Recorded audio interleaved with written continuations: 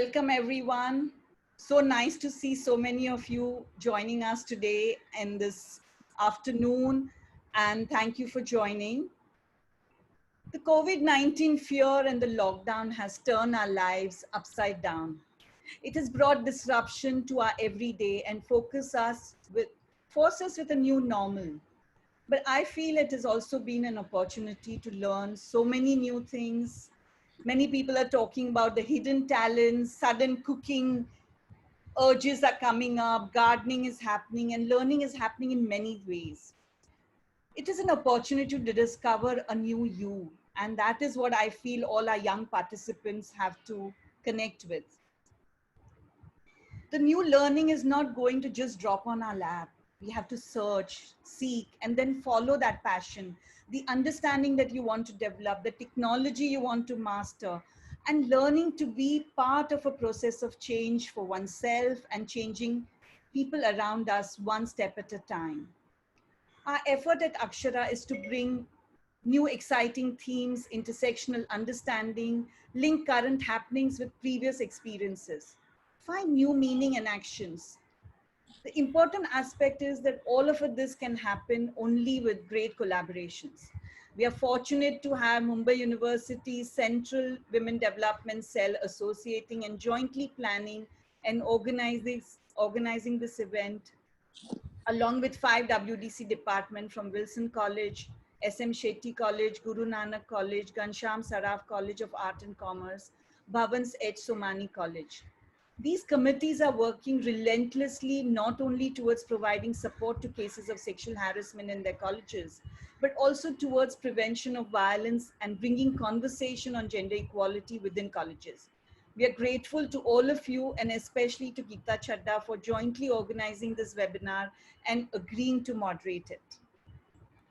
Our first series in Unpacking Gender, which also got huge response, was addressing issue of increasing domestic violence under the lockdown.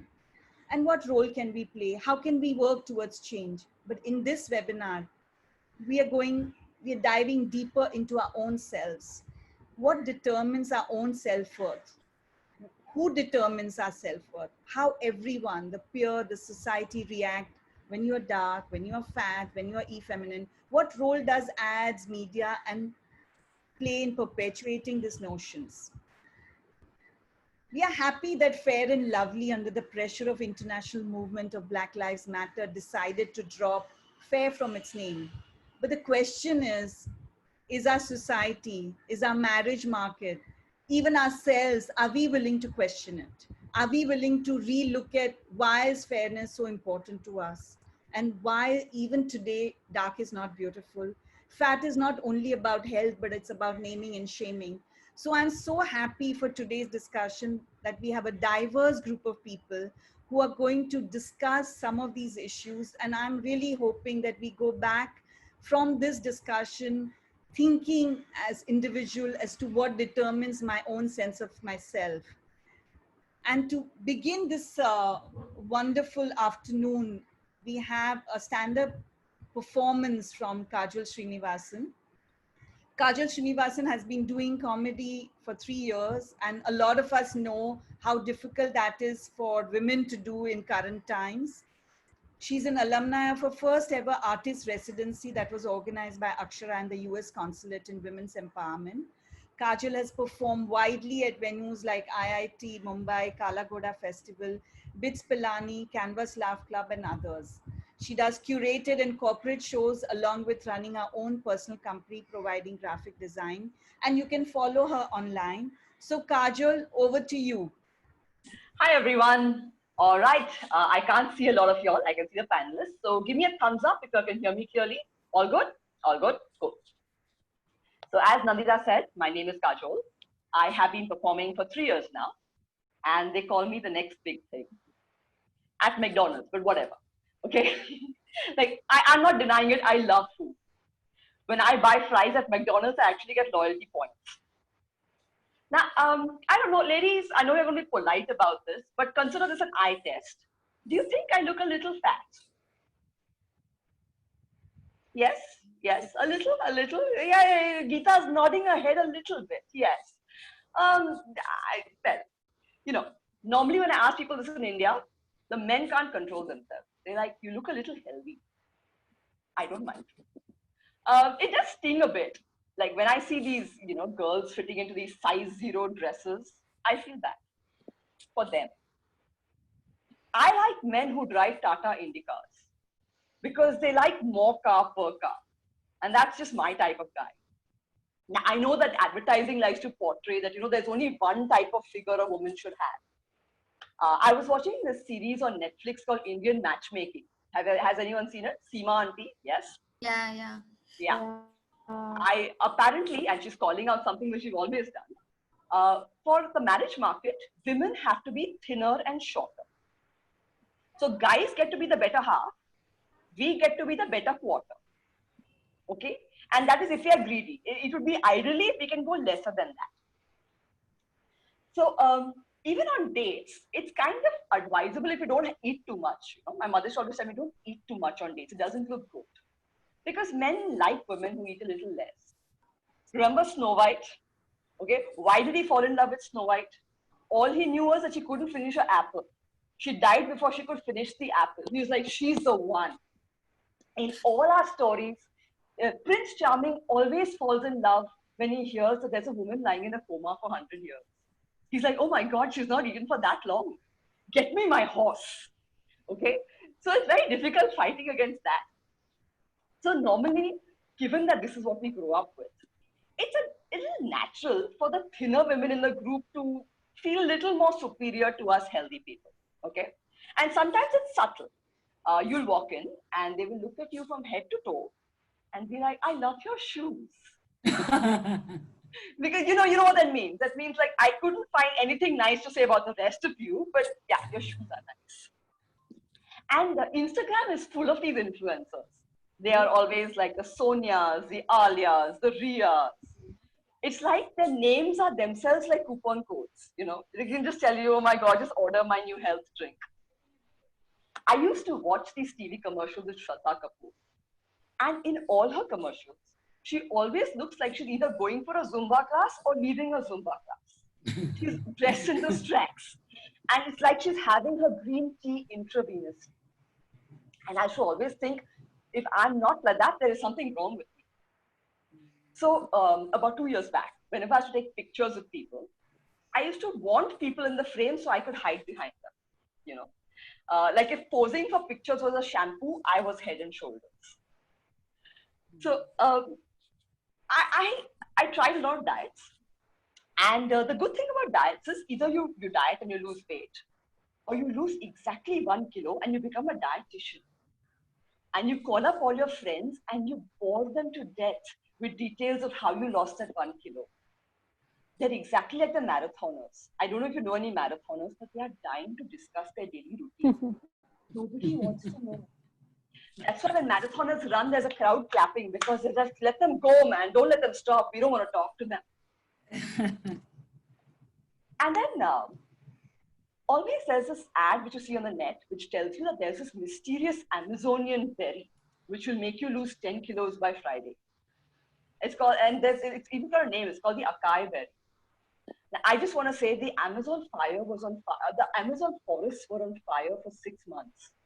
If this berry made you lose 10 kilos in 1 week, Kim Kardashian would have put out the fire with her body. Okay, we would have been in an interesting scenario where plastic was actually saving the environment. It didn't happen. Then there are these fad things called chia seeds. I don't know if you heard that, but a lot of influencers these days are into chia seeds, chia seed puddings, chia seed shakes, chia seeds. Yeah, and everyone's very delighted to tell you I'm having chia seeds. Because saying I'm having isabgol is so down market. It is the same thing. It is exactly the same thing. Now it's very easy to make Indians believe that they need something to enhance their looks because Indians are not confident as a race.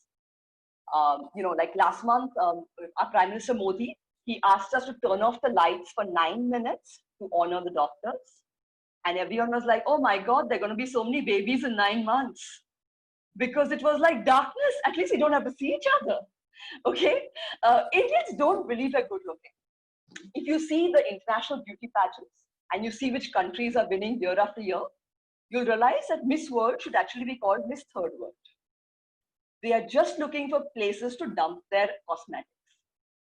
And I'm totally into cosmetics myself, okay, until I got some self-esteem. So I used to go to these influencer tutorials on Instagram where they teach you how to do makeup. And there are so many products. There's something called contouring, which you need bronzer and illuminator and foundation. And there are like some 17 layers of paint on your face. And after that, you're wondering, should I go for my date or shall they just hang me in the Louvre? Because you're that painted. And each of these products costs a minimum of $1,000, even on a cheap market. So I wear all this, I go on a date. And this Indian man is like, but Indian women are gold diggers. I'm like, excuse me, have you seen the gold on my face? The VFX budget for this date was $16,000. All you did was have a bath. Your investment was this much of soap. So don't call it gold digging. If it is gold digging, it's return on investment. And the worst part is, even Indian women think that Indian women are gold diggers. Ladies, I don't know if you've read Mills and Boons. These romance novels we're made to read as kids. Yeah. Yeah. Do you remember any titles? I'll tell you. You do. Okay. There was one called Yours Truly, and it had a vampire. Those are the millennial Mills and Boons. No. Let's go for traditional. Okay. The titles are like Marrying the CEO, Seducing the Sheikh. You're seeing where the designations are. Settling down with the HR manager was never a title. Then, have you noticed that you're expected to be beautifully waxed all the time? Yes. Let me be honest. I haven't waxed for 4 months. The good thing about lockdown is I can show my hairy legs off in public. And with my mask, people don't know who they belong to. But because I was coming on the Zoom show, I shaved off my mustache. Now, Indians are hairy people, male, female, whatever. Like Indian kissing is like French kissing, only you get your teeth brushed at the same time. So we even had Baba Ramdev. Now Baba Ramdev went and created a shampoo called Kesh Kanti, which really promotes hair growth. Then Baba Ramdev went and used it as a face wash. And you can see it's really doing well. Baba Ramdev has managed to grow his own PPE in these corona times. Then, I don't know if you've noticed, I don't know if you've heard, but Justin Trudeau, the Prime Minister of Canada, years back had done something called blackface, which is something white people do when they color their face black and imitate African people. Indians don't do that. We are very polite. We don't do that because we are damn scared people will think that's a real color of our face. Okay, and most of this country is dying to say, hey, we're not Indian, we're Punjabi. Okay, we're just socially distancing ourselves from the South. And I know how that feels because I'm half a million. And the women on my father's side of the family have kept Fair and Lovely in business since 1975. I'm sorry, Glow and Lovely. Glow and Lovely. It's very woke now. It's Glow and Lovely. Soon they'll change Goregaon to All Colors Are Beautiful Gown. And that will also change the word. I don't know how. But Fair and Lovely, Glow and Lovely has this little shade card in their packs, okay, which you can hold to your cheek and judge your own level of insecurity. Yeah. Yeah, on one side it's got fair, on the other side it's got take the first goer to Africa. Okay? And I don't know how this whole concept of fair is beautiful came about. Because at one time in India, we thought dark women were gorgeous. Can you name for me one Indian princess who was considered very dark and very beautiful? Anyone? This is history, mythology. No? Okay. So Draupadi. The Mahabharata says that Draupadi was very dark and she had no problem getting a husband. She got 5. Okay. That's the story we should be taking forward. What do we learn from the Mahabharata? If you have 5 husbands, make sure one is a decent gambler. I don't know. I'm relatively beatish and I live in Borivali. And I don't know if you face this problem that no rickshaws stop if you have dark underarms. You're trying to hail a rickshaw and all, they don't stop. Until I use Nivea whitening deo on my arms, nothing happened. But now I mean I don't want to literally show you because you will just get jealous. They are so fair that my arms started colonizing my elbows. Just like all white happening. Now I want to make a confession. Before lockdown, I went to see Houseful 4. And because I'm a feminist, not for any other reason. I just wanted to see that after toilets and after sanitary napkins, what new women's issues Akshay Kumar tackling next? And when I saw the age difference between the heroes and the heroines, I was like, welfare of the girl child. And I'm not an ageist, okay? I love Chini Kam, where Amitabh is playing a much older guy in love with Tabu, a much younger woman, and they both look the ages they were playing. Wonderful. The problem with Hindi movies is that they will show the heroine who looks like she's in her 20s in love with a guy who looks like he's from the 1920s, and they portray it as a girl meets boy romance. Bollywood movies are basically 2-hour Santoor commercials, where you'll see a young, pretty-looking woman, and then Salman will jump out of somewhere, and he'll be like, "Mommy," and that's a new normal. I decided to fight it, okay? This year for my birthday, I put all my candles on the cake. I said, like, screw this one candle. I'm going to put all my candles.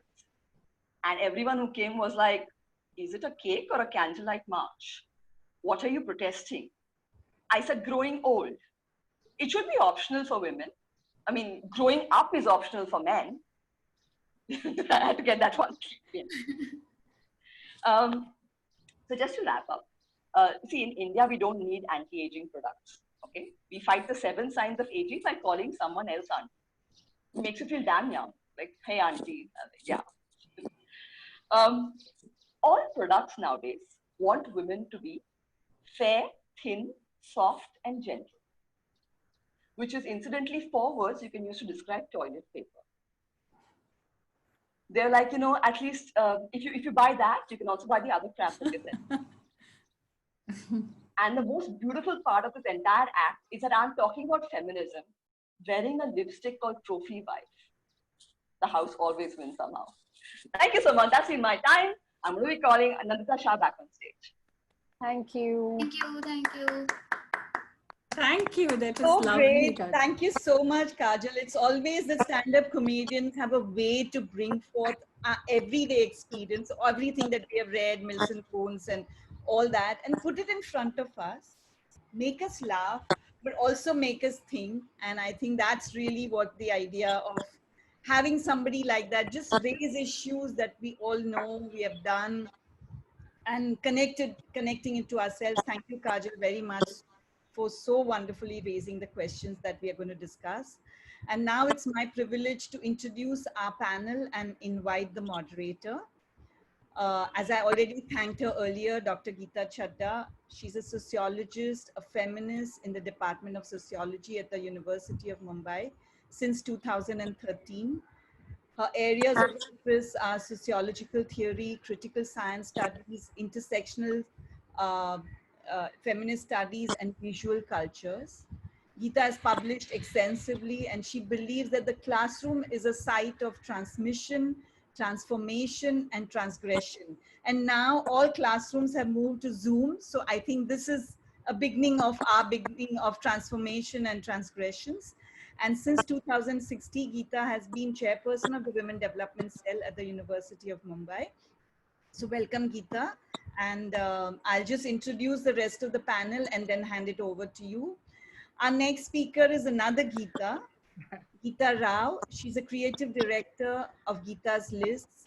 Again, you can follow her online. She's worked in different media companies, including Ogilvy, Condé Nast. She now writes and comments on beauty, brands, and lifestyle. And she's a teaching faculty at SOFA's SCM, where she teaches advertising and brand communication. Welcome, Geeta Rao. Daniel Mendoza is the first intersex individual to represent in United Nations in 2014. Daniel also has been on TEDx speaker and a silver medalist, bachelor's in social work from Mumbai University, and first individual from LGBTQ community to be awarded Vidyarthi Bharati Ratna Award. And He has been a national and international speaker for LGBT community in Hong Kong, Salzburg, Nepal, Taiwan, and many more. And his aim is to really create an inclusive, safe spaces for all genders to create equal world with equal opportunity. Welcome, Dan. Dr. Snoha Gole teaches at the Kranti Jyoti Savitribai Phule Women's Studies Center in Pune. Her research areas are social movements and in particular focus on women's movement, gender development, gender and culture. She teaches paper on feminism, feminist research methodology, gender and popular culture. Her other areas of engagement and research have been gender and higher education, the social history and cultural politics of Kathak, and declining child sex ratio. So with this kind of very diverse, wonderful panel, I'm going to now hand over to Geeta to take us, and we will follow this presentation with question and answer. Over to Geeta.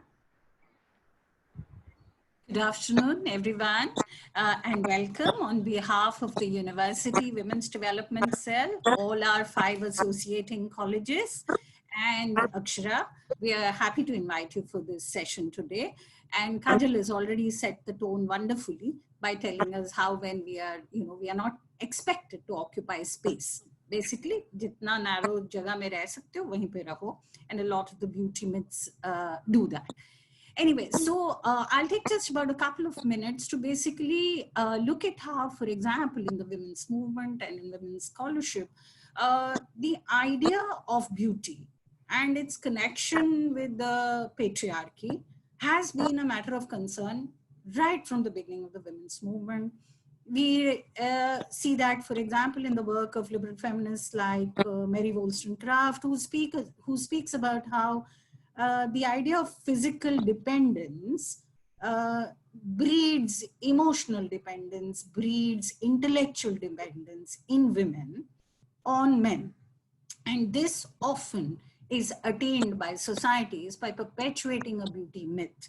Yeah, that you have to be small, tiny, because that's the way life is. That's the way gender is. That's the way your biological body is, right? So Wollstonecraft, of course, critiqued that and spoke about the need to actually develop physical strength, whether it is beautiful or not. We then also have Betty Friedan, and we then have Naomi Wolf in the 90s, who comes up with a book called The Beauty Myth, where Naomi Wolf actually says very interestingly that as women became more empowered because of the women's movement, your rights, you became conscious of it, you became conscious and fought for equality, you became empowered, quote unquote, yeah? And therefore something had to be done as to counter that. So she says that the market and the industry, the cosmetic industry and the market actually then starts very viciously again, or vigorously, let me say, building up this idea of a beautiful normative body for women. Yeah. And she, of course, argues saying that we need to reclaim notions of beauty, which are, as she says, non-competitive, non-hierarchical, and non-violent. So when we're talking about reclaiming our bodies for ourselves, I think that's the kind of vision that we'd like to put out. But of course, this gets informed by the queer movements, by the idea that this beautiful body was not just, is just a heteronormative body of men and women. Yeah, how do we talk about bodies beyond that? Yeah, and the queer movement has destabilized that extensively and wonderfully so. Black feminists also argued for the question of color.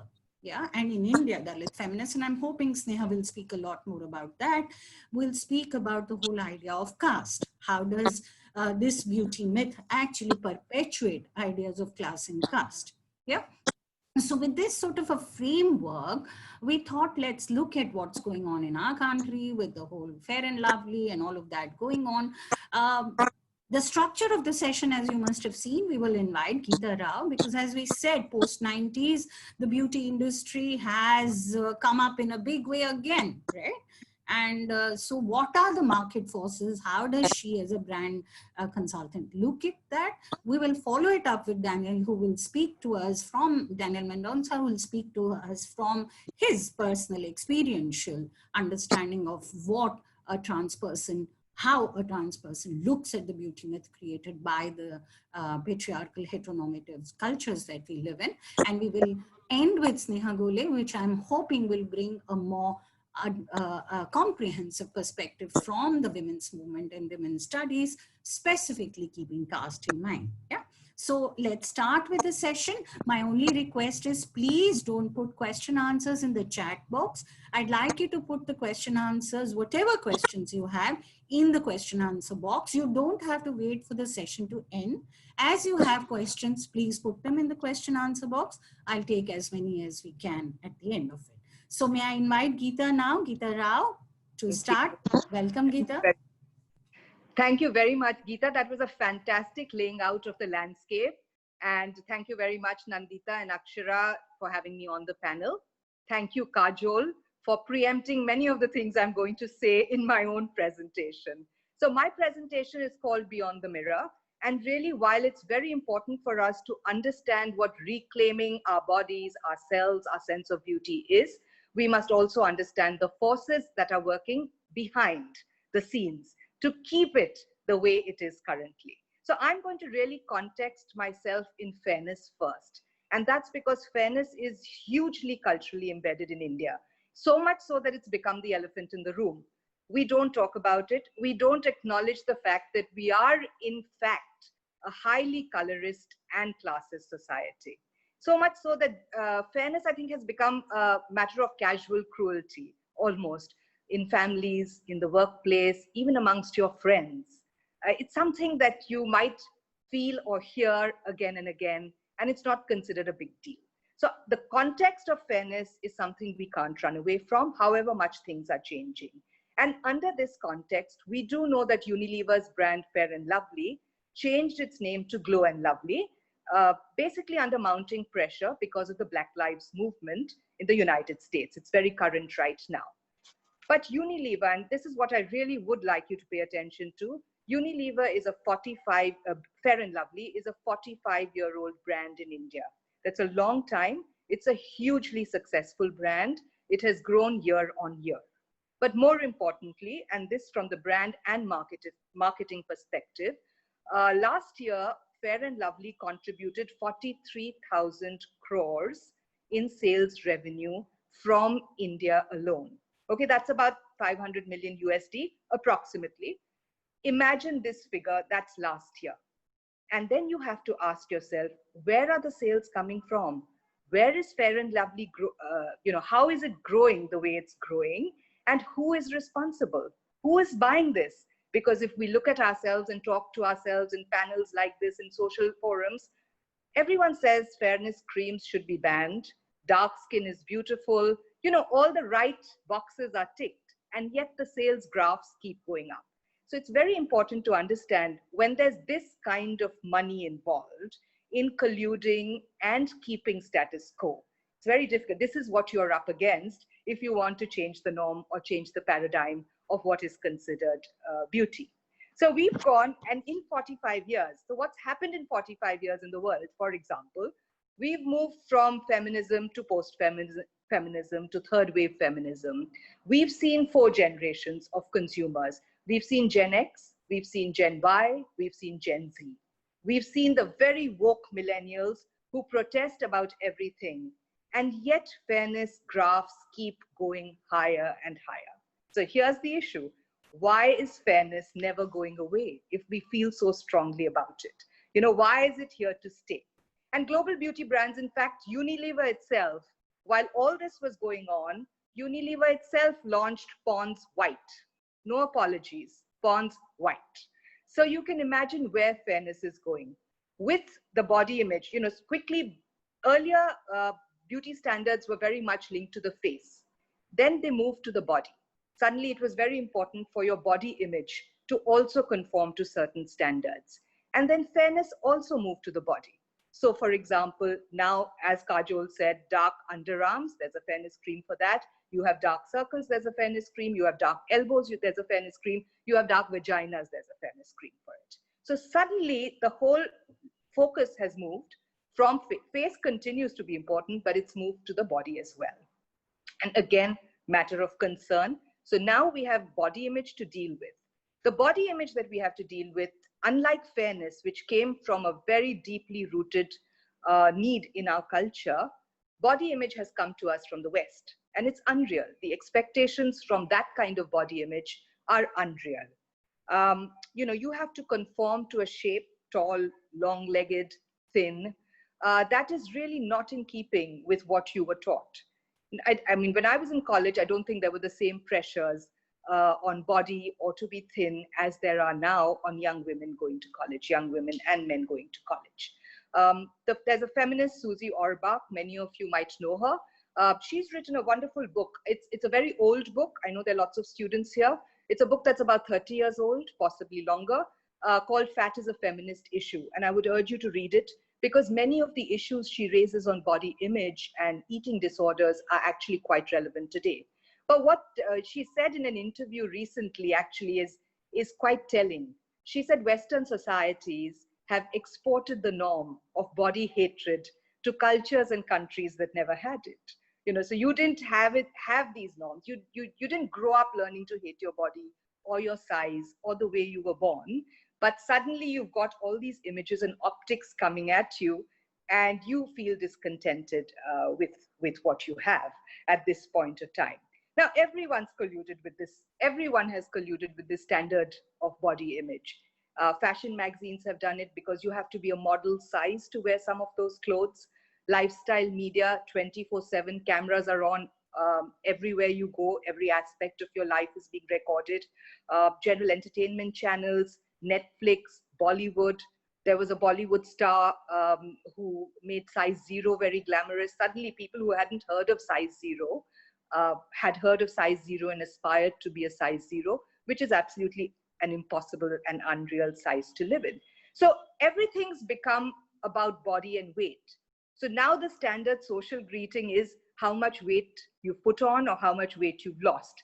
Even among your very woke friends, I think this weight issue and, I've lost 3 kilos today, no, I lost 3 kilos, I need to lose 5 kilos more. It's become almost an obsession in societies today. And of course, on the other hand, we have, as Kajol said, the big fat Indian wedding. And we've seen a show called Indian Matchmaking. The big fat Indian wedding, and you would think by now it's done its time and it would go away. But it's really created, I mean, every time you might be functioning very liberal, very woke, not concerned, and then along comes a big fat Indian wedding, and there's a microclimate that is created where you have to conform to certain ideals, you have to look good, you have to be thin, you have to be, whatever role you're playing in that wedding, there are pressures on you.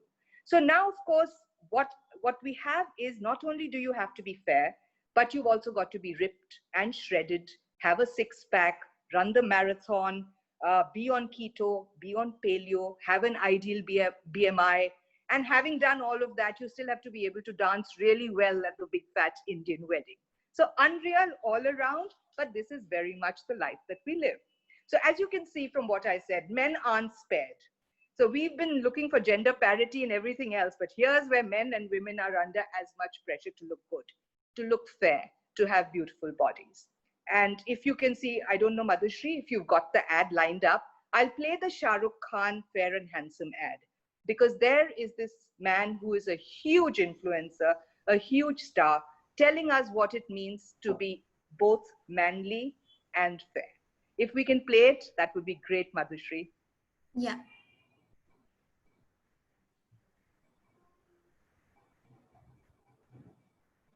Many of you may have seen the ad, but it's good to refresh ourselves. मुझे विरासत में सिर्फ 2 दुआएं मिली थी, बड़ा नाम नहीं, और मुझे चाहिए था ज्यादा इज्जत, ज्यादा शोहरत, ज्यादा फैंस। तो जब दुनिया सोती थी, मैं जागता था, खुद को ही शाबाशी देता और खुद को ही डांटता था, क्योंकि मुझे चाहिए था ज्यादा। तो स्टंट्स को जुनून, एक्टिंग को जिंदगी और फेयर एंड हैंडसम हम सफर बना लिए, और मैं बन गया बादशाह। मर्दों की टफ स्किन के लिए बना नया फेयर एंड हैंडसम जो दे ज्यादा स्किन पेनिट्रेशन, ज्यादा ऑयल कंट्रोल, ज्यादा स्वेट कंट्रोल, ज्यादा सन कंट्रोल और ज्यादा fairness. World's number 1 Emami fair and handsome, क्योंकि मर्दों को चाहिए ज्यादा।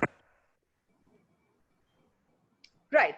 Thank you very much, Madhushri. So you can see that, you know, men need more, and they need more izzat, more shohrat, more everything. And of course, the minute you change your skin color, it's all going to be available to you. And I mean, I like Shah Rukh Khan, but I wish he hadn't done this ad. On the other hand, what you must understand is these are very rooted in gender binaries. But I'm sure people who identify differently have the same pressures to look good. And I'm sure we'll hear about it later in this panel. But in a patriarchal society, very informed by the male gaze, I'm afraid the maximum pressure continues to remain on women, on how you look and how you present yourself and what boxes you fall into. So colorism now, so there was colorism because we all had to be fair, has been subsumed under a bigger umbrella called lookism. So for example, the fitness industry now in India is $2.6 billion and it's expected to grow at about 18%. So this, again, body, face, everything together is part of a big looks package. And how we live with this looks package, how do we subscribe to this looks package defines our own ideas of what beauty is.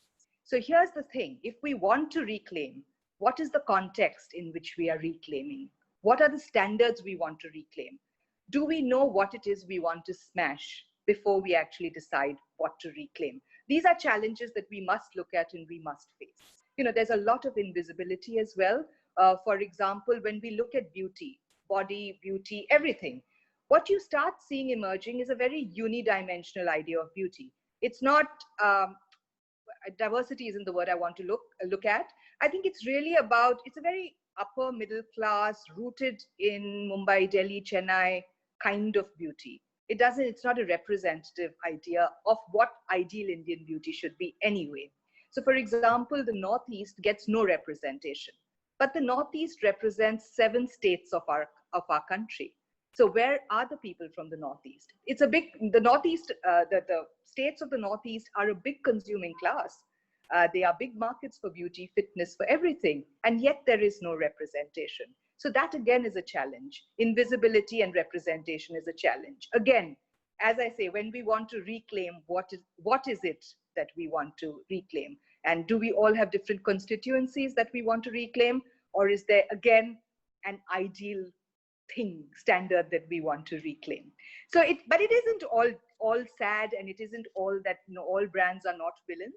There are many brands, and I'm going to give you a couple of examples of brands that have worked, that are looking at self-esteem, because eventually beauty, body, everything else is rooted in reclaiming our self-esteem. So how do we do it? There are brands that are looking at this positively. There are brands that have tried to make a difference in whatever way they can. Eventually they're brands, and eventually commerce leads everything. But here are a couple.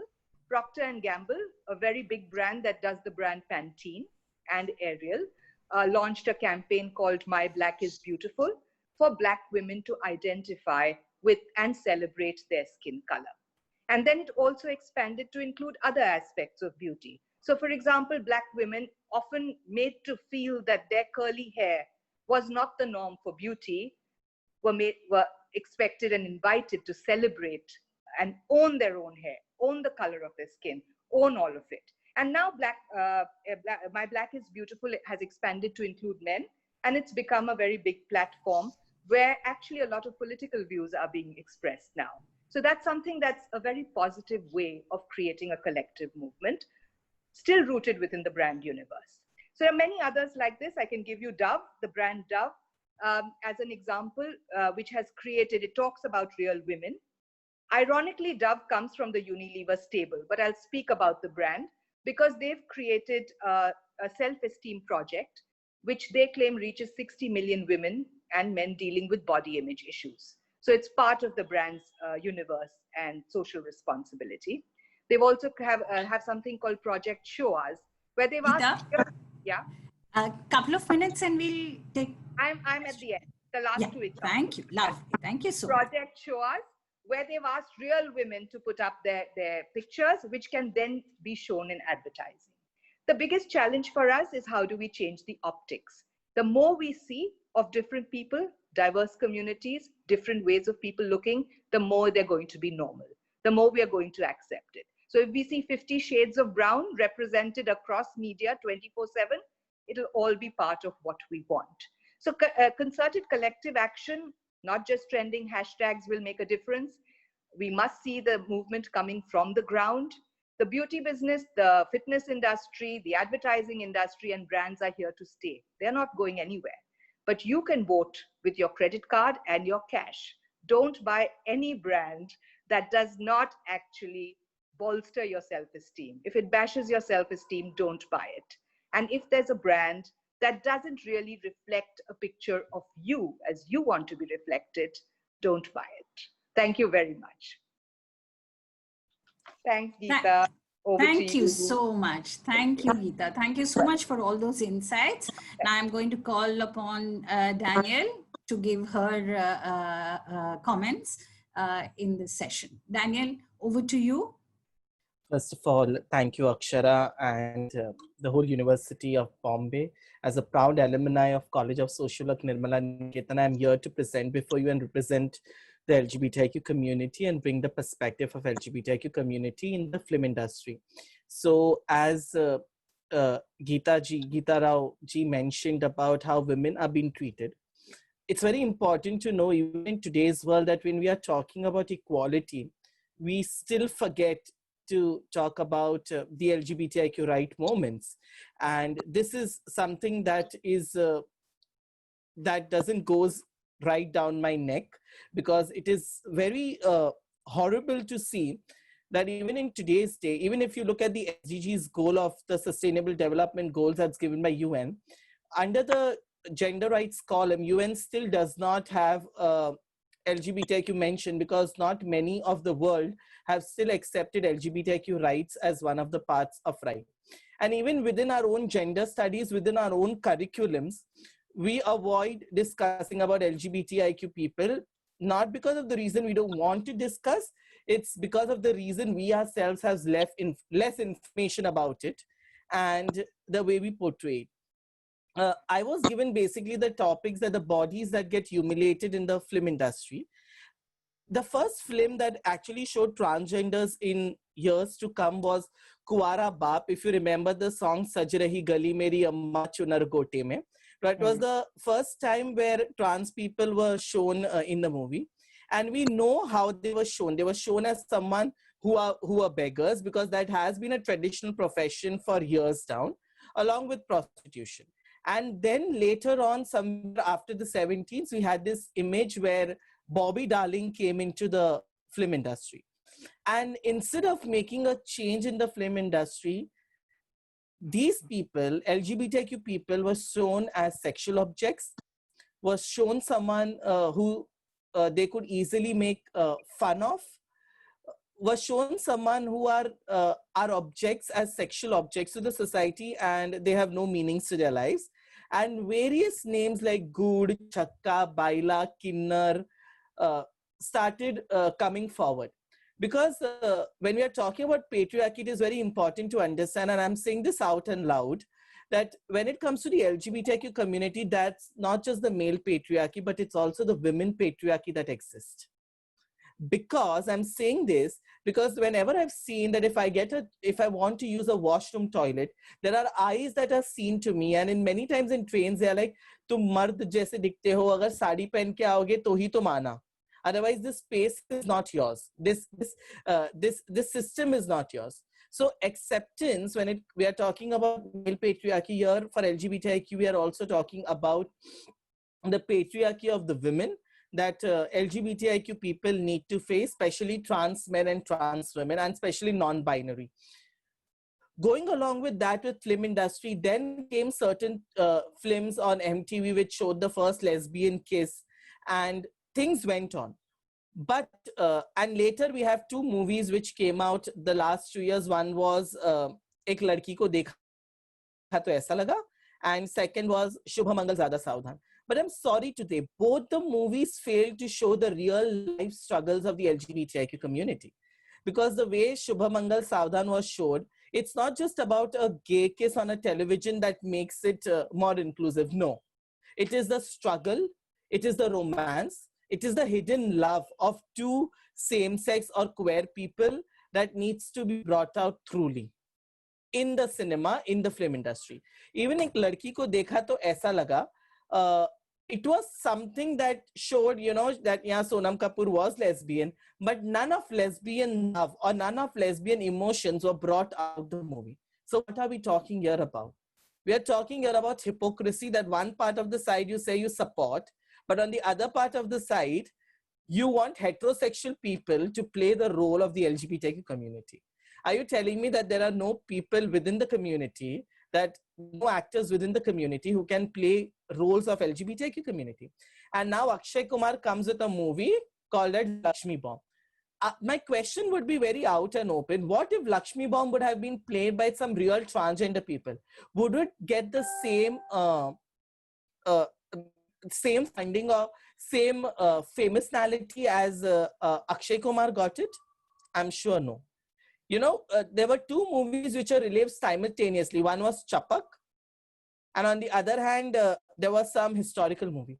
But people choose historical movie over Chapak because they didn't want it to go and support movies. Even movies like Mardani went flop because we want to see something that is like Kabir Singh and the ideology of such movies. And now when we say, now Netflix brought out various parts of series, and they always see that to every series there is a role of LGBTQ people. But again, the question is that are those roles played by LGBTQ people? Recently, there was an Oscar-winning movie, and the person played a gay role. He was a heterosexual person who played a gay role and took away the Oscar. And the whole question was, where were LGBTQ people? Why couldn't LGBTQ people play their own role, their own roles? Is it because that we are still afraid to talk about sex and sexuality? Or are we still very much scared to talk about positive sexuality within our own communities? Because every time what is seen as a movie is, even in real life, if a female tries to play a male role, she's considered to be strong. But when a man tries to play a feminine role, he's considered to be weak. He's considered to be feminine, and femininity itself comes with the whole point of saying that, you know, you are weak, you are not so-called bold, and then again claiming bodies. What is this claiming bodies all about? If I'm trans, or if I'm gay, and if I'm more fair, and that's a trend not here. I'm talking about apps, dating apps like Grindr, Blue. I'm talking about Tinder. I'm talking about all the dating apps that exist irrespective of gender, where today masculinity is defined by six packs and femininity is defined by zero figure. And not also that, even with the LGBTQ community, where we have certain choices saying, oh, you know what, I am something that is called as, I'm straight acting gay. I don't know what's that term. I don't know how does straight even come. Just because you are straight, I'm not crooked. Like, let's make this clear. Whether you're heterosexual or homosexual, transsexual, there's something called as straight or crooked. Or, you know, oh, I am straight. Do I look crooked to you in any ways? Definitely, I am not. So there's no terminology, something called as straight.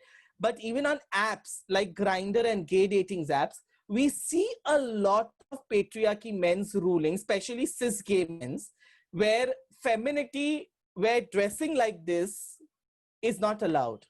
If you want to be a woman, you can't be a trans woman with mustaches. You know what I mean? If you want to be a woman, you have to have long hair. You can't be a trans woman like this with short hairs. Whether you want to define yourself, you have to fit in the role of a man or a woman. You can't be between them. That's not claiming bodies. Claiming body is this, the comfortability of what I want to wear, the comfortability of who I am. And then comes caste and gender. Imagine if you're black and then you're gay. It makes you more vulnerable in some states, part of the country. If you are Dalit and you're a trans, again, you have different things. Irrespective of gender, till you are not out, you're not out in an open place to say, you know, this is what I am, it is difficult, because my life itself has not been easy, of knowing myself, being an unwanted child to my parents because I was intersex. I'll not go and define you what is intersex. Do your homework, go and see my TEDx talk. You can type Daniel Mendonça and you'll get my entire information. From becoming a beggar on the streets of Bombay, to being a prostitute, to being an alumni of College of Social Work Nirmala Niketan, then to become a UN speaker, it's been a hard journey. But every time what has happened is that the society has always told me that to behave in a particular manner, which is considered to be straight. You know what is abnormal in this country? When the majority of the people feel that this person does not define the norms of the society, that becomes abnormal to the society. And I am not abnormal. Any people who go out and break laws, if I'm still beautiful the way I am. Dark skin matters, white skin matters, brown skin matters. And we are a culture which has always said that diversity. We are a country which has believed in diversity, but what? Are we only believing in diversity of food, clothing? That's it? But diversity comes along with gender, along with beauties, along with bodies, and every body is beautiful. It's not what the film industry is trying to show is beautiful. I have a problem still with the world ki khoob ladi mardani wo to jhansi wali rani thi. Why is mardani or why is brave considered to be a woman? Women are already brave. It's not that the men get the title of braveness. Women, LGBTIQ people are already brave, and more brave than whatever you can think, because of whatever we go to our daily life struggles. You have complained about your bank balances. You have complained about your income and your job. We have complaints like, where do we go to pee? We have complaints about which coach we use in trains daily. We have complaints about how do I tell my family and how could I be more open? I have the privilege of being open today out, and maybe because I'm counting my privileges of who I am, but voices matters. Voices matters. By removing one movie, Shubha Mangal Zada Saudhan, and both played by heterosexual men, doesn't make any difference. You know, showing a gay case is not what is equality. Removing Section 377 out is not going to help. As the court said, the Section 377 will be out. But if the mentality of the human beings cannot be changed, there is no law that can make change. So even on this coronavirus pandemic time, because I'm a poet also, I just written one line saying that we can survive any pandemic that can happen, but it is difficult to survive the pandemic of the human mind. The mind that creates and tells people that this is not how you're supposed to behave. You are a man, you behave like a man. You are a woman, you behave like a woman. And when we break those norms, we are considered to be abnormal. We are considered something that, you know, we are spoiling a society. We are spoiling a culture. I have never seen any fairness cream, any fairness ad, or any ads, comparatively beauty, that compiles the trans community or the LGBT community. And I'm very happy for it, because the whole LGBT community stands against racism, stands against body objects, and telling us how we have to dress and how we have to look. I'm sorry. If you remember, there's a recent ad which has come, and which is from the Tata Chai. And it is the first time in the industry where they have shown a black trans woman giving chai, and one more ad again with the Tata is, you know, passing ki sabke saath chai achhi lagti hai. So we need representations of bodies, not how you are, but not just the way you look, but also looking at the beauty that is given to you right between your two legs. Because, you know, whether it's a vagina, whether it is an intersex body, whether it's a trans body, whether it's a male body, you don't need to objectify them. You need to tell them that they're beautiful because they are giving to you the way they are. They have a part to play. Any part of my body, when I press my chest, many trans men feel that, you know, I don't want these boobs because I'm not happy with it. And it is okay. When I touch my vagina, I don't have to feel ashamed. I can say that it is okay. When as a trans person, as an intersex person, when I touch my body, I have to feel better of my body. Nobody on this country can tell me that my wearing my clothes define me. No, it is only me who I can define myself. I don't want the outside world. The outside world will keep saying, hey, look how that person is wearing. What is this person? Look at this woman. She's so black. Oh, look at she's so fat. But unless and until you are not satisfied with your own self, you cannot satisfy the world out there. Unless and until you are not happy with your own self, if you are the one who's going out there and buying those fairness cream just because someone is saying ki tum kali ho, yeah, you are going out there just because you're removing your dadi and mustache, because that is not what feminism is, then I think there is not a problem outside the society, but there is a problem within ourselves, because we have not accepted our real self of who we are. Reclaiming our bodies means, in simple word, is reclaiming ourselves, is reclaiming our souls. We are all beautiful in the way we are born, because we cannot change. Being gay, being lesbian, being heterosexual is not a disease. The disease is here. The disease is when we start thinking that someone else is lesser to us because of their sexuality, of their color, of their caste, of their caste, of their color. And there where the old problem starts. Because change does not happen when you go outside in the world. Change happens from our own home. When we teach our own daughters how to sit, and when we teach our own sons how they can roam naked out there. When we teach our own daughters that they cannot fit a bulb because that's a man job, and a man cannot cook because it's a women job, there where all the problem starts. There where we start thinking, अरे थोड़ा कम खाओ, शादी के लिए लड़के देख रहे, maintain होना पड़ेगा, चोली घाघरा ठीक से बैठना चाहिए. And then when we say कि मम्मी क्यों कोई ऐसा नहीं आ सकता, मतलब you know, a boy's family, when it comes to women, he needs her to be beautiful and everything. Though on the other side, he may be black, he may be handicapped, and all things are fine, but he will always accept a woman to be much better than when it comes to him. So you know कि इस बाजार में भी महंगाई है. Yeah, Daniel. Yes, I'm yes. really sorry to interrupt. I'm just ending we'll this. take all this up again in questions. Yes, thank you. I'm just ending this. So sorry. Yeah. So my last part is ki when we are talking about equality, when we are talking about reclaiming our bodies, remember you're reclaiming yourself. You're not talking about the whole world. You're talking about yourself. You're talking about me. And it's me who decides how I used to look, not the society. Today I dress up like this. There's a lot of problems the society will tell me. But how much comfortable are you? Are you ready to face those consequences? Because every action has a reaction. And my action has a reaction on others, but my reaction will have an action on others. Thank you. Thank you so much. Thank you, Daniel. Thank you for that very impassioned first personal account, but with also raising issues and holding up mirrors for all of us. We'll come back to the questions. Sneha, can I invite you now to give us a perspective from caste and women's studies? Thank you. Thank you. Can you all hear me? Just not very well, Sneha. Can Vaishnavi please give me the audio for the other this thing for my other I've logged in also from my phone. Yeah, I'm speaking to Madhushree. Yeah. Okay. Till that happens, maybe I can just anyways go on speaking, and hopefully in some time we'll get audio on the phone as well, and that will be better.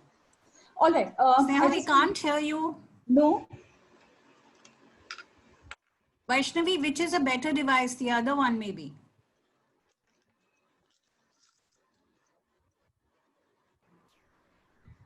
I can hear her. Can you hear me? Yeah, you are audible. Okay, all right, yeah. So thanks to Akshara and thanks to the WDC for having me on this panel. What I'm going to try and do over the next 10 minutes or so is try and bring in some of these questions of body, beauty, and desire, and how might we be able to understand it, from a caste, gender sort of a perspective. And I want to actually begin this story of, caste, bodies, beauties, and desire with the story of P.K. Rosie. For those of you who don't know who P.K. Rosie is, she was this Dalit Christian woman who was the heroine of the first film made in Malayalam ever back in 1928. And interestingly, she was playing a Nair woman in this film. History tells us that not only was the film not allowed to be shown, She was also, haunted, and her house was burned down, and she was actually forced out of Kerala. And before we sort of say, oh, this is that time when women were not really welcome in cinema, it's important for us to remember that a lot of these people who were protesting Rosie's being in the film were upper caste Nair men who were very, very angry about the fact that here was a Dalit Christian woman trying to inhabit the body of a Nair woman, even if it was on celluloid, even if it was in that sense, just on a cinema screen. And so it's not just a question of misogyny or patriarchy, but very much a question of caste. And that is something that I want to try and explore today. The way in which our ideals of beauty and of normative bodies, of course, are shaped by patriarchy, and of course are shaped by the market, and something that both my co-panelists brought out very well, but also most importantly are rooted within the structure of caste and its intersections with gender. And I hope to be able to explore some of that. So the first thing that I want to put out is, of course, there is a big question of representation, right? And so the question that we need to ask, and a question that Daniel brought out very well, is the question of which are the bodies that we see represented in media, right? So who is it who gets represented in media? And when you have bodies which don't, when you actually have roles of people who are marginal, so whether it is the LGBTQI community, it's people from the Northeast, it is Dalit women, for instance, how many of those roles do you actually see being played out in media, and then who plays those roles, right? So we have all of these questions of, Vijay Sethupathi playing the role of a trans woman, Priyanka Chopra playing Mary Kom, so on and so forth, right? So the one question, therefore, that we need to ask is who can actually inhabit these spaces, right? So what are the roles that get shown, represented, and then who gets to play those roles? And if I can just draw from what Jenny Rowena asks in a very, very poignant sort of a way, one, the question is, do we see Dalit women then on cinema? Two, do we see Dalit women play Dalit women on cinema? And three, most importantly, are we even now going to see Dalit women play a Nair woman, as she says, right? So that's one major sort of question, I think, of representation that we need to foreground. The second question I want to bring about is the way in which this ideal of beauty itself is actually coming from a caste society. Right? And whereas I do agree that we've had, a certain notion of beauty come in from, the West, from the beauty complex, from, all of these ideas of beauty queens, etc., etc.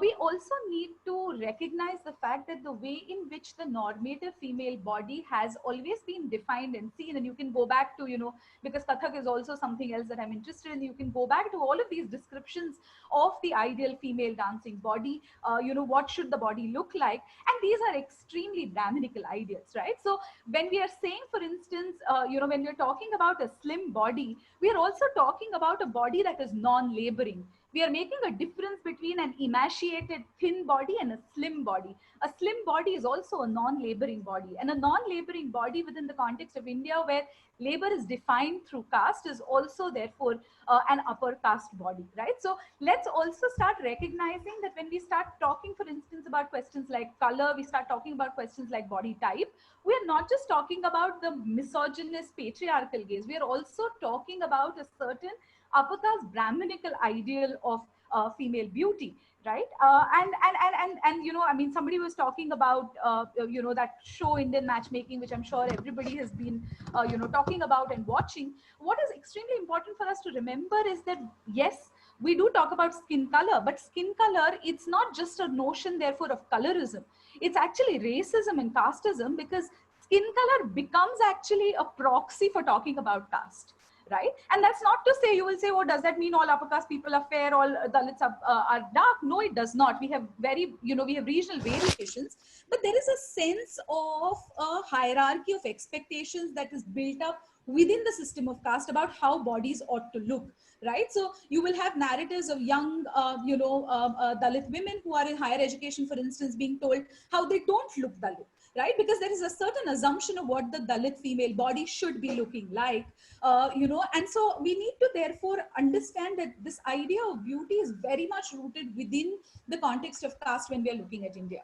Now, the third point I have to make is that beauty is also very much associated, therefore, with desires. And when I'm saying desires, I don't just mean, romantic desires. I mean affective networks, who is welcome where, who's allowed in, and not just therefore in, spaces of the media. I mean, of course, we are talking about the spaces of the media, but also about the ways in which we form effective networks in our everyday spaces, within workspaces and in the academia, and love and intimacy and friendships, and who's allowed entry into our homes, etc., right? So I'm saying that the question of caste is therefore central then to how we understand body and beauty, because it's not just a system of hierarchy that exists out there. It's not just something that exists in society and then you can make some sort of a sociological analysis of.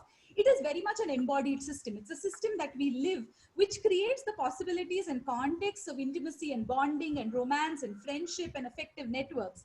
And so what our notions are of acceptable bodies, desirable bodies, of normative bodies then has an impact on all of these things, right? So the way in which therefore what happens then to bodies which are non-normative, what are the kinds of accesses then to the affective networks that they can give? And so caste is very, very central then to understanding this, because the other side of desire, the other side of the coin, so to say, of desire then is disgust and derision, distance, which are very much, the principles on which the notion of caste is based. So, as much as we think about caste as rules of endogamy, and we often talk about how caste is endogamy, but we only think about endogamy in terms of marriage. We think, oh, endogamy is when, you decide to marry within caste. But I'm saying that if we think of endogamy not just as a principle that structures conjugality and marriage, but actually as a principle that, structures all our intimacies, then we see that endogamy becomes a way not just of regulating bodies,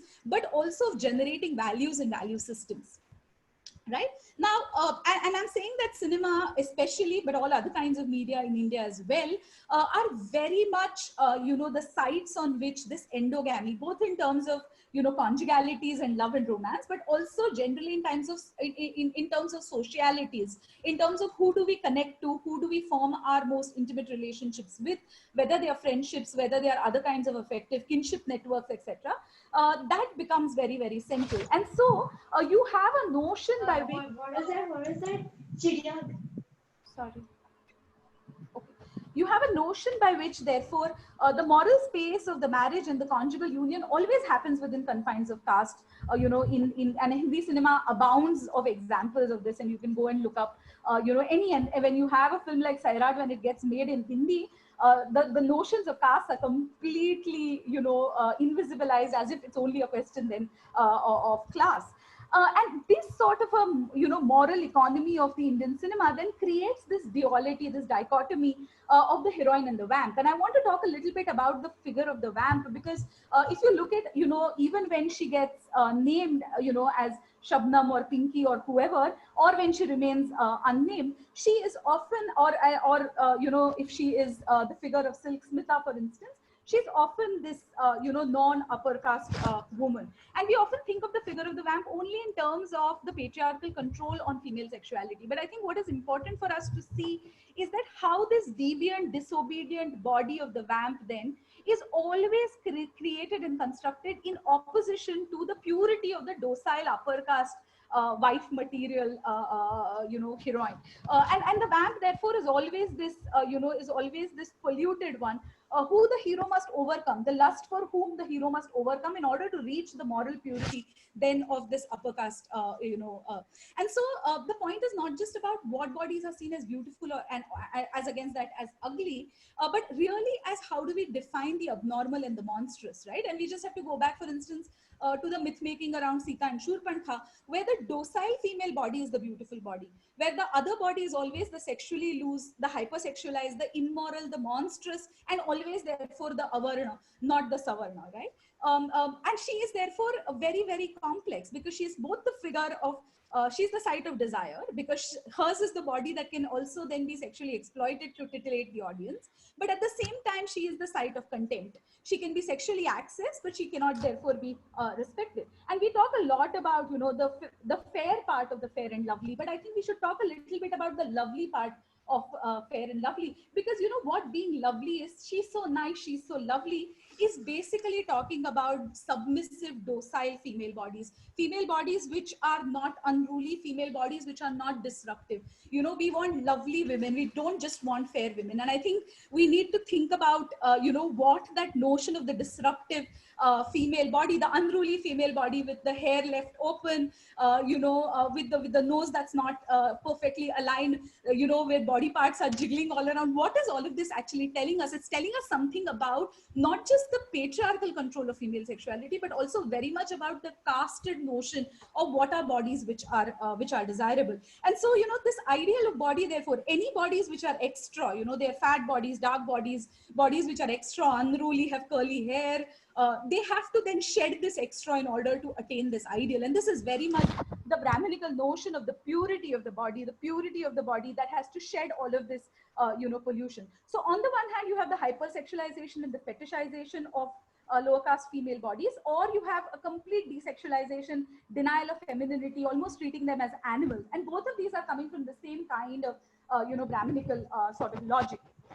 The last 2 points that I want to make, and I know that, you know, I'm out of time, but just the last 2 points. One, I just wanted to go back to this whole idea of the beauty myth that Geeta was talking about, you know, and therefore the idea that beauty is not just about what is represented, but about what, you know, you can do or not do in terms of your work and occupation. And we have all of these examples of Adivasi girls who get trained as air hostesses, but don't get, you know, taken in because they're not seen as beautiful enough, or anchors on television who cannot give news on screen because they're not beautiful enough. What does it mean then for possibilities of mobility for women? What does it mean then when you don't see bodies like you, you know, on the screen? The last point that I want to make is about woke brands, and I think it's interesting that, you know, brands are doing this, but I think it's also important for us as consumers to remember that brands are doing this because they're interested in making each and every one of us a consumer.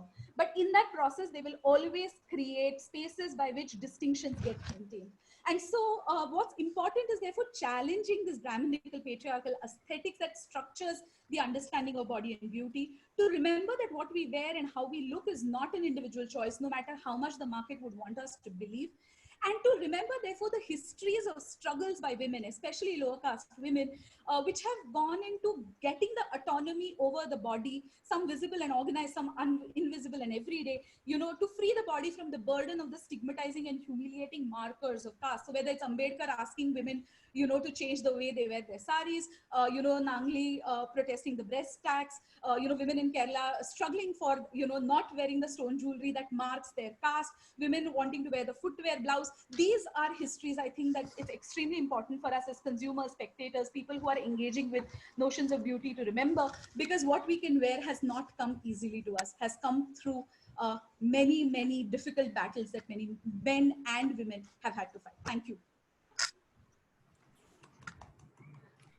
Thank you so much, Sneha. I know that it was a vast expanse that you had to cover, and you've done very well. Thank you so much. Got a bit rushed for you also.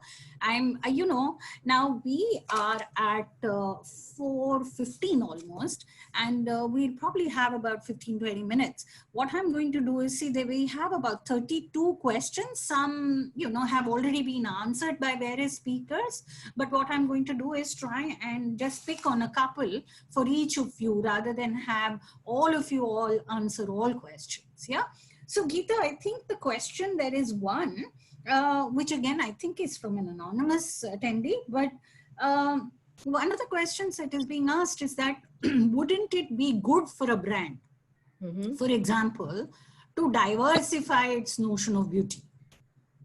For it to become, you know, why wouldn't it be better for a brand to actually sell itself on the idea that we are promoting diversity rather than sticking to the conventional notion? That is one question, if you can sort of answer as to how do the how do brands think this part through? You know, how do they make a decision about, you know, is it better to be politically correct and more inclusive and more diverse, or is it better to cater to your market, which will look at more conventional buyings, yeah, or imagings? So that's one question. The second question, Geeta, for you probably that you could take up is that why, for example, is Bollywood, this, you know, Daniel and Sneha can also take up, why would Bollywood not take up the role of societal change? I think there is something similar to both these questions. How do you look at Bollywood, for example, as an institution, if I may say, for bringing about the kind of change that we are talking about? So maybe Geeta, you can go first. Yeah, sure. You know, it's very interesting, the question that's been raised about why brands aren't being diverse enough. One is that brands, as long as brands are invested in keeping status quo, is because the money is coming in there, right? So they're invested in it. There's no reason to change. If every year Fair and Lovely delivers 43,000 crores, that beats any other brand in the market. The question we have to ask ourselves is, where's the push coming from? Right now, the brand is telling you, here it is, you have a need, this is it. We don't feel strongly enough to push back. And consumer power in India is actually very low. Consumers don't see how powerful they can be. Unlike in the West, where activism, consumer activism is very big. So in India, you will accept it. Nobody is pushing back to say, I'm not buying you. Unless you show, if you don't show me women who are just the average range of colors in India. That's all, you know, all I want to see is more colors. Or we say to Bollywood, don't use lighter shades of makeup than your own makeup. Because as we know in Bollywood, the whole makeup itself, your makeup, it's not that you're made up to look lighter than your skin color. So that's the other thing. So I think if consumers don't push back, brands are invested in staying where the money is. Tomorrow, and this is what we see with Procter & Gamble, the example I gave you of My Black is Beautiful. Because there was so much black spending power in the market, they had to move. Now, it's a double-edged sword, right? It's good that someone is willing to do at least something, even though we might dismiss it as tokenism, but at least there's some change being made. Brands will always go where the money is. So we'll see more diversity now that there's been so much agitation and Black Lives Matter has entered our homes and our thinking process. Bollywood is, again, I think wherever, please understand that brands are also sponsors in Bollywood. Advertising dollars are chasing brands, media, advertising, everything, you know, so it's that money is funding so much that we see all around us that, you know, everyone's interested in reflecting what audiences want. And as I think Danielle said, there were some fantastic films that didn't do as well as, say, a Kabir Singh or a Manikarna or something else that was released at the same time. So we have to really also reclaim power as consumers. We must accept that first. Yeah. Thank you, Geeta, for that, because we do recognize. Can you? Yeah. Can you hear me? Yeah. So thank you, Geeta, for that, to bring to our attention the fact that, you know, it is a very market-driven activity, both you know, being a brand and working with having to sell your products, and also Bollywood. I'm going to now take a couple of questions for maybe, I think, Daniel, you could answer this one. For example, there's a question on religion. How do you think that religion is reinforcing certain very heteronormative and very casteist and very Brahmanical notions of the body and beauty? And how do you think this can be handled? How does the LGBTQI movement look at it? Okay, I really didn't want you to go to religion, but since you have pointed out, I'll be very harsh on it. Tell me one religion that accepts LGBTQ people.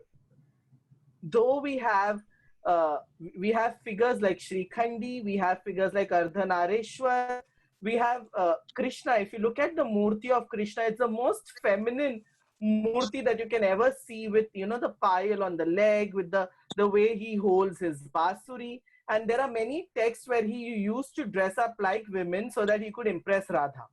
So, and again, the Mohini Avatara, from Vishnu to Mohini. So we have LGBTIQ figures, but again, if you look at the churches, you go to the churches, I don't know how people thought that Jesus had 6 packs.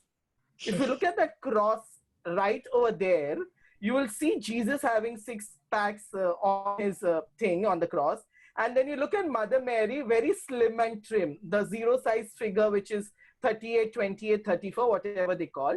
And these same notions are not just seen in Christianity, but in every religion. You go to a Devi Mandir, though Mahakali is the complete black beauty, but again, her body, her shape and size will be always zero. You will never see Indian goddesses with fat things, you know, with healthy bodies. And this is how religion has treated us, because nowadays there's a trend where they share these images of Shiv, who is the the Shiv, but you will see Shiv with body arms and some kind of a drug in his hand, and which is said it's okay. And that has been the notion of how we have changed these body structure of goddesses also, to say that, you know, this is how God's word, this is how the humanity has worked, and this is how the hands of human are. So religion has played an important role, because even if I remember my religion when I was in 4th, 6th standard, always black is shown as ugly and fair is shown as beautiful. So there where is the whole problem of concept. And even with in regards to Bible, Bhagavad Gita, it is always that women were more responsibility than men. And then people who were not indulging between the genders were thrown out of the society. So religion is something that is very private to everybody. But if your religion teaches you to discriminate, please go and find another religion. And I'm very open about it. Because if we can accept gods like Ardhanareshwar, Mohini, Shrikhandi, then I think you can accept a more lot of diversity in real life. We accept gods which we have not seen, but you deny human beings who you see every day of your lives. And religion has played that role of bringing beauty into the picture because of fair goddesses. Though even the example is of Ganpati, like we know that, you know, according to the mythology story, that that Ganesha was basically given the head of a elephant. That means, but still, if I imagine a human body with the elephant head, I don't know how it would sound, but we will never make that image. We will always make a white Ganpati to show that, you know, sir lagne ke baad ye itne achhe dikhne lag gaye. We will never embrace the color of the elephant as black. And we'll never embrace the down color to be white. We always want it to be perfect. So this is a hypocrisy of religion, where religion one point teaches you to say love is the uttermost value, but on the other hand, it teaches you that love only with how much you can and with exceptionals. Thank you, Daniel. I think this is also brings what Naomi Wolf has spoken about, that its body is not just about, you know, it's reinforced through work, through religion, through market, the various institutions. Yeah. Sneha, there is a specific question which is about Kathak. That is saying that how can you, for example, associate a dance form like Kathak with Brahmanism or with caste, you know, that kind of a thing. And I would add to that you might want to talk about a little bit about the syncretic or whatever origins of Kathak and how it gets appropriated. And the second question that I want maybe all of you to answer, but Sneha, particularly if you could take it up for time reasons, is that there are questions on the complicitness of women. Yeah, how do women themselves become so complicit in creating these extremely problematic, patriarchal, heteronormative, very casteist notions, ableist also? We haven't taken the question of disability, for example. How do women become complicit to these notions? So, Sneha. Okay. The Kathak question actually requires a much longer answer. I know. But I'm just going to, just to flag off the fact that when I'm talking about Kathak, I'm also looking at its contemporary practice and the way in which, so being very aware of its origins, which have been much more syncretic, but the way in which Kathak becomes classicalized, and in that sense the process by which it is implicated within a certain notion of nation building. Who are the bodies then who come to inhibit that entire space of Kathak dancing, training, pedagogy? How does that transfer happen actually from hereditary male gurus, to upper caste, middle class women from non-performing bodies. And I'm not in any way undermining their struggles, but I'm saying that there is therefore a certain trajectory to the way in which Kathak gets classicalized, and therefore what are its contemporary forms. So in that sense, I'm also locating it within, and I've been a student of Kathak, and the way in which the space of the pedagogy and practice and performance of Kathak has also seen processes of editing out of the syncretic origins, of introduction of more and more ritualistic, purity based Brahminical notions about the way you handle your ghungroos, the namaskar, so on and so forth. So I could go on and on about it. And the Guru Shishya Parampara itself. And the very way in which it centralizes this idea of the unproblematic submission to the Guru, which very much draws from the Brahminical notion of the Guru Shishya Parampara. So that's a very short answer to that. But whoever has asked that question, I would love to have more, one-to-one conversation on Kathak, because that's something that's also an area of interest. About the complex of women, and I'm glad somebody brought that up. I think what we need to remember when we're looking at questions both of patriarchy and caste is the fact that these are not just structures that we experience in a repressive way. So it's not just that, patriarchy or caste forces you to do something. Right. We also experience these structures in a productive way. And when I'm saying productive, I don't mean it in a Marxist sense. I'm saying productive in the sense that we also experience these as ways and pathways of the making of ourselves and subjectivity. So if we understand the nexus of caste and gender, we will understand that for women, there is a reward in being complicit to the notions of whether it's beauty, whether it's, femininity or whatever, that are constructed through these structures. Whereas if you are someone who questions these structures, then you are going to face, penalty and punishment. So we need to understand the dual way this reward punishment sort of works, to understand that we also experience these structures as productive. I mean, I am talking here about the Brahminical notion of beauty and so on, but when I was coming on a Zoom call, I also put on my kajal, and I combed my hair, right? So because I also want to be seen as someone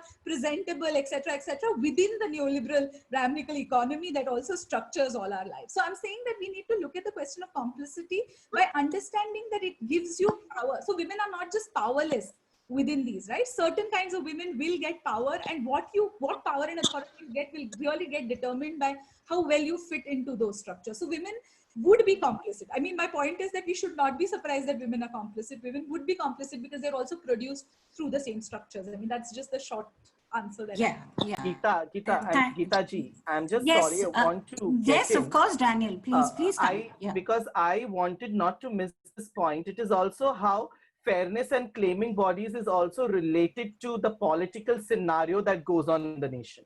And I don't want to look at how much representation we have of women and LGBTQ in our parliament. Oh, sorry, in our old age home, if I'm correct, because we don't have a youth that represents the nation over there sitting. So unless and until you will have no representation of diversity, that women from Black, Brahmin, caste, color, LGBTQ community that comes from caste, class, color, religion, we are really not talking about the diversification of things, because I am a Christian and I am a Christian by my faith, not by my birth. I say that very loud and out. Because I see Jesus as a revolutionary God. I don't see him as someone who's a God that suppresses people. That's my belief. But what is the political scenario? If you look at the trans bill that has come out, I will never accept a patriarchal Brahminical trans bill made by some heterosexual community to pour on me, because that may not affect me, but the entire community where to prove myself, basically, when I'm talking about claiming bodies. And this is very important for you to know, that there is a clause in the trans bill which says that if I have to go for a sex change surgery, I have to remove my clothes in front of 5 bench. One will be a magistrate, 2 counselors, 1 psychologist, and 1 doctor. So I have to literally strip naked in front of them, and then they decide for me whether I will be eligible for a surgery or no. So who gives them that right on the first place to decide whether I have to go for a surgery or no? And this is against my human rights of violation when I'm set to strip naked in front of men. And it is the same way of women, where in many cultures, to find out a virginity, a white cloth has been put. So when I'm talking about claiming our bodies, it is also very much important that what law system that we are existing today, are our laws very inclusive? Are our laws talk about LGBTIQ rape? Does our law talk about even men getting raped in that scenarios?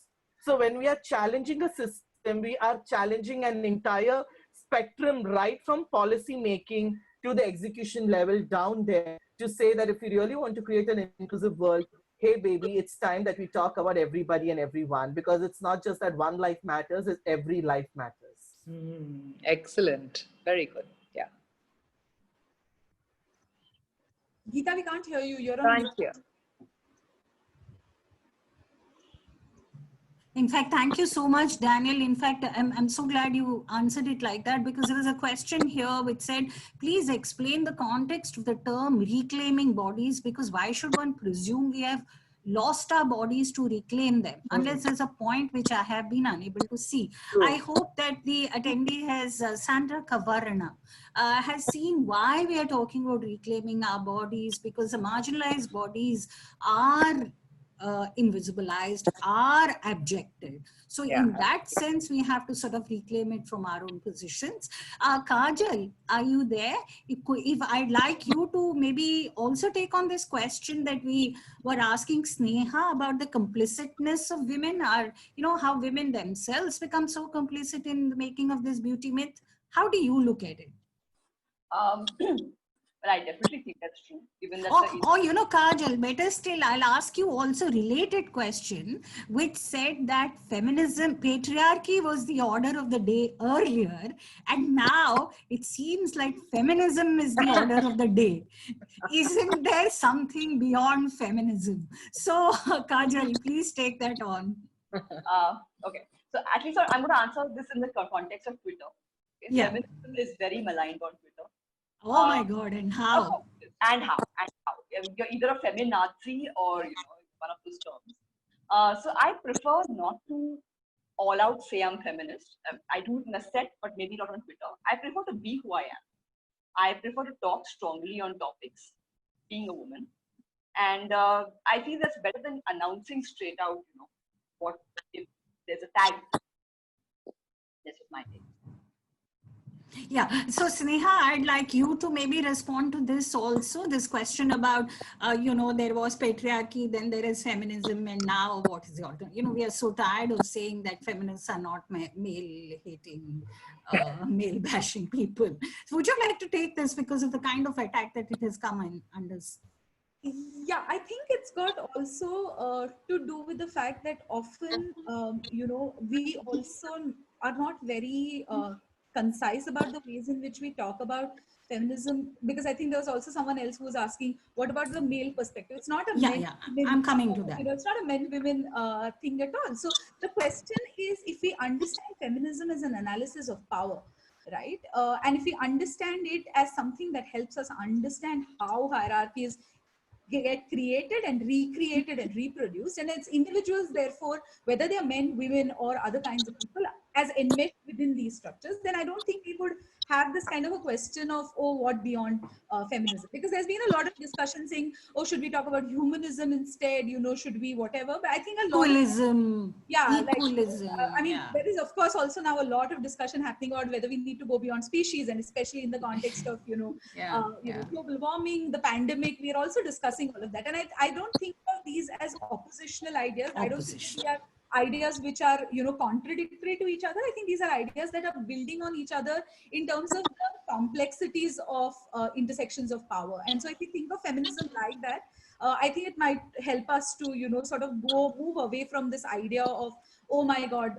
And I mean, I would really, whoever is saying feminism is the order of the day, I mean, I really want to live in the world of this person. No, Sneha, of course, feminism has to be the order of the day, because patriarchy is basically discrimination and femininity is not equality, but humanity.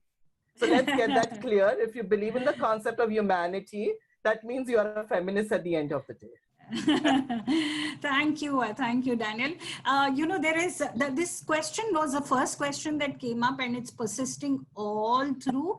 I am going to squarely ask the question that, of course, in the framing also of this seminar and this webinar, the question of women, the question of people who do not fit in the gender binary, and questions about men and masculinities are central. Yeah, we might have missed in naming that. We might, but there are a lot of questions of, don't men also have to fall under, which they do, right?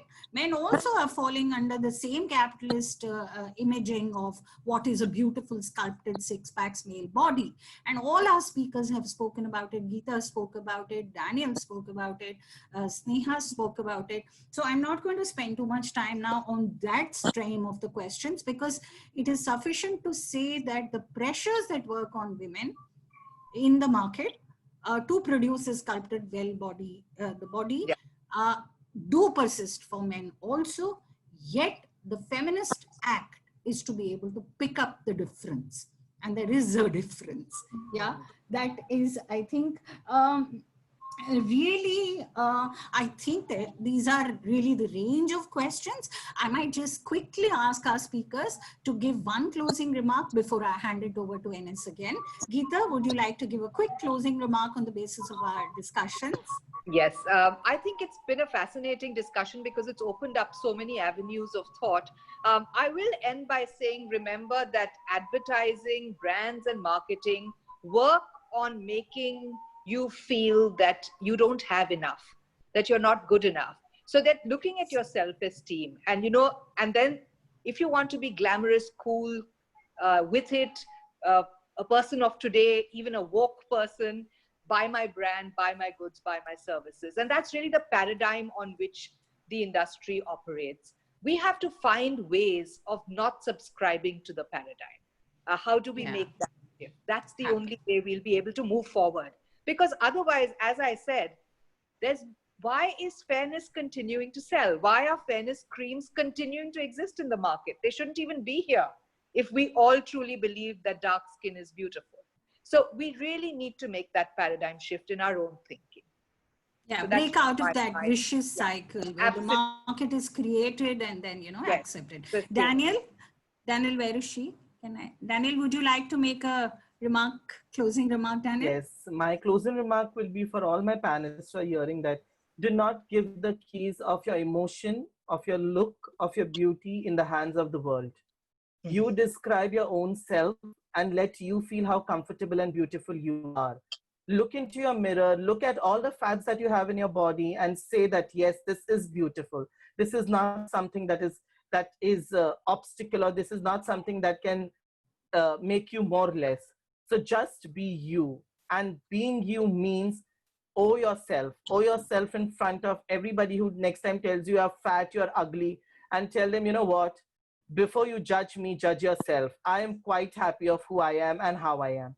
So just be yourself and never give up on anybody else, and let them not decide what you should wear, what you should dress, what you should eat.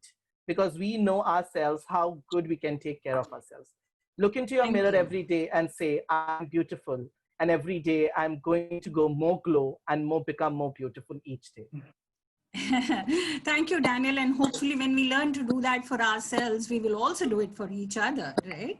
And to make non-hierarchical, non-violent understands of beauty. Thank you, Daniel. Sneha, couple of quick closing remarks. Yeah, so I just wanted to say that. I mean, I want to say that, yes, while it's important for us to look at ourselves and say, I am beautiful, we also need to, not let that self-affirmation become a way of negating someone else. Absolutely. So that, I think, is important. And if we keep doing that, then that takes us to an understanding that this is structure. That inner voice is not just my inner voice. It's coming from a structure that has also constructed me to be who I am. Rewards if I other someone else. And so I am beautiful, yes, but also without negating someone else. And I think it's important for us to therefore always, and I'm sorry, I sound like a women's studies teacher, but remember the struggles that have gone into it. I mean, if I don't wear a Mangalsutra today as a married woman, it is not a choice that has come to me easy. And when you decide to wear that one today, at least educate yourselves on the histories or struggles that have gone into making those choices, who we are and what we look like. So that's all I think. Thank you, Sneha. Thank you, everyone. Daniel, is there something you're trying to say? No. Okay. So thank you, everyone, for really making. Kajal, sorry, Kajal, a quick jibe, a quick little end with a stand-up line. No. I don't have a joke prepared. Okay. I just want to say in relation to internet trolling, okay, which is something which everyone goes through.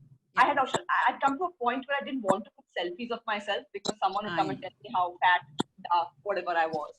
And I think the only way to go about battling that is to keep putting selfies of yourself and to just go through the sludge until you're okay no matter what they say. Thank you, Kajal. Thank you very much. And that's the way I guess we are all, there was a question in the question box on grain. When Geeta was talking about skin color and she was talking about body, there was a question on hair dyes and colors. And I know a lot of us don't want to come on, she said, a lot of us don't want to come on Zoom with our gray hair, but here we are proudly presenting gray hair.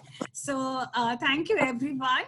And I'm going to request Meher or Enes. Meher? Yes.